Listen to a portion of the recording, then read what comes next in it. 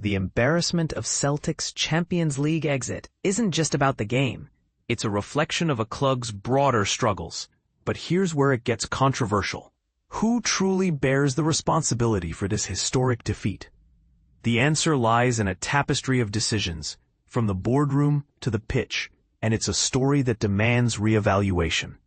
Celtic's recent Champions League qualifiers have become a lightning rod for scrutiny, with critics dissecting every move, from the tactical choices to the financial gambits. The club's reputation as a European powerhouse has been shaken, and the question remains, how did they fall so far? The narrative is complicated. On one hand, the team's inability to adapt to the challenges of the Champions League, especially against top-tier teams like Almaty, has been a recurring theme. But the real controversy arises when you consider the systemic issues within the organization. The board, led by Dermot Desmond, has been criticized for prioritizing short-term gains over long-term stability.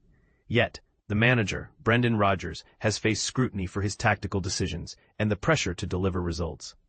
This duality creates a paradox. A club that once dominated Europe now finds itself scrambling to reclaim its footing. The failure to secure a proper squad refresh has been a critical factor. Celtic's reliance on a small group of players, many of whom have struggled to maintain consistency, has left them vulnerable. The loss of key talent, coupled with a lack of strategic planning, has exacerbated the problem. Critics argue that the board's decision to wait for Champions League qualification before rebuilding the squad has cost the club dearly. However, supporters counter that the club's focus has shifted toward domestic success, with Rangers and other rivals vying for supremacy. The emotional toll on the club is palpable.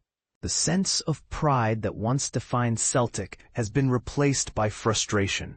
Fans, once buoyed by the club's achievements, now face a reality where the team's performance is overshadowed by setbacks. The board's response, whether it's a call for more investment or a plea for change, has been met with mixed reactions. Some see it as a necessary step forward, while others view it as a sign of desperation.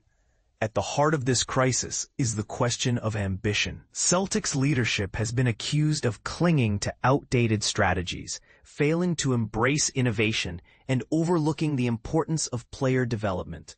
The team's inability to adapt has left them exposed to even greater challenges. Meanwhile, the manager's role has been scrutinized for his reliance on a small, untested group of players, which has led to a lack of cohesion and confidence. The stakes are high.